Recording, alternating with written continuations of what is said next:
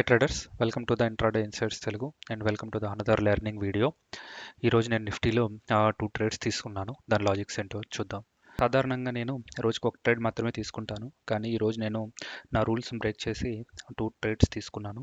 ఈ 2 ట్రేడ్స్ వల్ల నాకు ప్రాఫిట్ వచ్చిందా లేక నా మార్కెట్ నన్ను పనిష్ చేసిందా ఈ వీడియో మొత్తం చూద్దాం. సో ఈ వీడియోలో ట్రేడ్ లాజిక్స్, మిస్టేక్, లెసన్స్ అన్ని షేర్ చేస్తాను. So let's get started. ఈ నిఫ్టీ 5 మినిట్ షార్ట్. సో ఈరోజు market huge cap up open అయ్యింది. సో ఇక్కడ మనకి ఒక రెసిస్టెన్స్ లెవెల్ ఉంది. సో ఇప్పుడు ఈ రెసిస్టెన్స్ లెవెల్ మనకి సపోర్ట్ కింద టర్న్ అవుతుంది. ఇది 1 మినిట్ షార్ట్. సో ఇక్కడ నుంచి చూస్తే ప్రైస్ ఫాలో అవ్వకుంటూ వచ్చి ఫస్ట్ ఇక్కడ టచ్ అవ్వగానే బుల్లిష్ రియాక్షన్ ఇచ్చింది. సో నేను ఇక్కడ డబ్ల్యూ ప్యాటర్న్ కోసం వెయిట్ చేశాను. సో కొంతసేపటి తర్వాత మళ్ళీ ఈ లెవెల్ నుంచి ఫాలో అవుతూ ఇక్కడికే మళ్ళీ వచ్చి మళ్ళీ స్ట్రాంగ్ అప్ సైడ్ మూమెంటం వచ్చింది. సో నేను ఈ లెవెల్ పైన క్లోజ్ అయితే క్యాండిల్ ఎంట్రీ తీసుకుందాం అనుకున్నాను. సో అది 10:25 క్యాండిల్లో క్లోజ్ అయింది. నేను 10:27 క్యాండిల్లో ఎంట్రీ తీసుకున్నాను.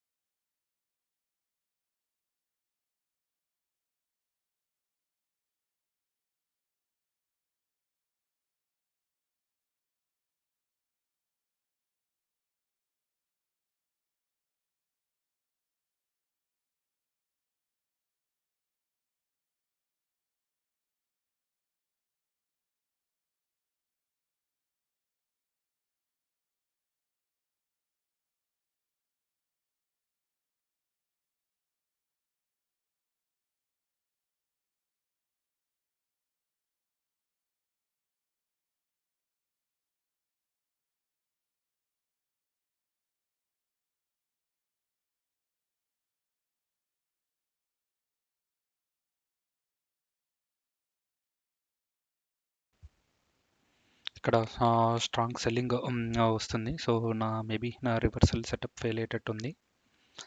చూద్దాం.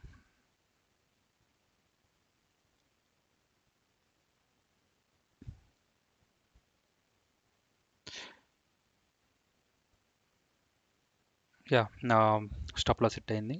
సో స్పాట్లో ఇంకా స్టాప్ లాస్ ఉంది, కానీ ఆప్షన్స్లో డికే వల్ల స్టాప్ లాస్ హిట్ అయిపోయింది.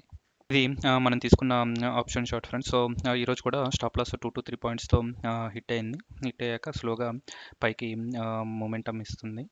ఇదేమో స్పాట్ షాట్. సో ఈ క్యాండిల్లో మన స్టాప్ లాస్ హిట్ అయింది, కానీ ఈ క్యాండిల్లో బ్రేక్ చేయలేదు. బ్రేక్ చేయకుండా స్లోగా అప్ సైడ్ మూమెంటం ఇచ్చి ఇక్కడ ఒక రెసిస్టెన్స్ లెవెల్ ఉంది. ఇక్కడ నుంచి సెల్లింగ్ వచ్చింది, ఇక్కడ నుంచి సెల్లింగ్ వచ్చింది. సో ఈ రెసిస్టెన్స్ లెవెల్ని బ్రేక్ చేసి పైకి వెళ్ళింది. సో ఇక్కడ ఇంకొక ట్రేడ్ ప్లాన్ చేద్దాం అనుకున్నాను. సో ఈ రెసిస్టెన్స్ లెవెల్ దగ్గర వచ్చి బుల్లిష్ సైన్ ఏమన్నా చూపిస్తే తీసుకుందాము అని అనుకున్నాను. సో ఇక్కడ ఇంకొక పాయింట్ ఏంటంటే, సో ఫిబ్ లెవెల్ గీస్తే ఈ స్వింగ్ లో నుంచి ఈ స్వింగ్ హై ఫిబ్ లెవెల్ చేస్తే కరెక్ట్గా ఇక్కడ 0.5 లెవెల్ వచ్చింది.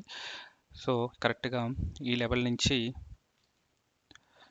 సపోర్ట్ తీసుకొని ఈ రెసిస్టెన్స్ అబోవ్ క్లోజ్ అయింది. సో నేను ఈ 11:24 క్యాండిల్లో ఎంట్రీ తీసుకున్నాను. నేను 23,400 కాల్లో 130 క్వాంటిటీస్తో ఎంట్రీ తీసుకున్నాను. సో ఇక్కడ నాకు స్టాప్ లాస్ చాలా చిన్నది వచ్చింది, అరౌండ్ 10 పాయింట్స్. అందుకే నేను 130 క్వాంటిటీస్తో ఎంట్రీ తీసుకున్నాను. సో టార్గెట్ వచ్చేసి 20 పాయింట్స్.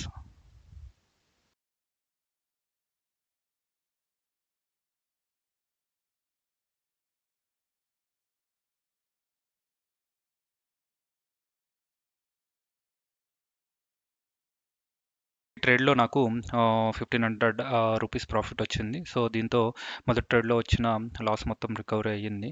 కానీ నేను ఇక్కడ ట్రేడ్ని క్లోజ్ చేయట్లేదు, ఎందుకంటే ఈ ట్రేడ్లో నేను ఎంటర్ అయ్యే ముందే నా టార్గెట్ ఫిక్స్ అయ్యాను. సో నేను నా టార్గెట్ కోసం వెయిట్ చేస్తాను. అయితే ఇక్కడ రిస్క్ని తగ్గించుకోవడానికి నా స్టాప్ లాస్ని ట్రైల్ చేసుకుంటూ బ్రేక్ ఈవెన్కి ట్రైల్ చేస్తాను. చాలామంది ట్రేడర్స్ మొదటి ట్రేడ్ లాస్ రికవరీ అయిన వెంటనే ట్రేడ్ని క్లోజ్ చేస్తారు. కానీ అలా చేయడం వల్ల అది రివెంజ్ ట్రేడింగ్ ఆర్ ఎమోషనల్ డెసిషన్లా మారుతుంది. ఎందుకంటే అప్పుడు మనం ఫోకస్ అంతా లాస్ రికవరీ మీద ఉంటుంది, ట్రేడ్ సెటప్ మీద ఉండదు. అందుకని వన్స్ మనం ట్రేడ్లోకి ఎంటర్ అయిన తర్వాత మన పని జస్ట్ రిస్క్ని మేనేజ్ చేయడం. సో స్టాప్ లాస్ని ట్రైల్ చేసుకుంటూ రిస్క్ని కంట్రోల్లో పెట్టుకోవడం. అందుకే నేను ఇక్కడ నా స్టాప్ లాస్ని బ్రేక్ ఈవెన్కి మూవ్ చేస్తూ ట్రైల్ చేస్తూ సో నా ఫుల్ టార్గెట్ కోసం వెయిట్ చేస్తాను. ఇక్కడ నుంచి ఒకవేళ రివర్స్ అయినా కూడా ఈ ట్రేడ్లో మనకి ఏమీ రిస్క్ లేదు. సో ఇక్కడ నుంచి ప్రైస్ రివర్స్ అవుతుంది. సో మనకి ట్రైలింగ్ స్టాప్ లాస్ దగ్గరలో ఉంది. సో ఇక్కడ ట్రైలింగ్ స్టాప్ లాస్ హిట్ అయింది friends. Yeah, it's fine, it's a part of the game. ఇది ఇవాళ నా positions friends. So one trade stop loss hit అయింది, ఇంకో ట్రేడ్ ఏమో ట్రైలింగ్ స్టాప్ లాస్ హిట్ అయింది. ఈరోజు నా లాస్ వచ్చేసి 1100 రూపీస్. సో ఇది ఇవాళ నా ట్రేడ్స్ ఫ్రెండ్స్. సో ఈ వీడియో నచ్చితే please like, share and subscribe this channel. Thank you, bye.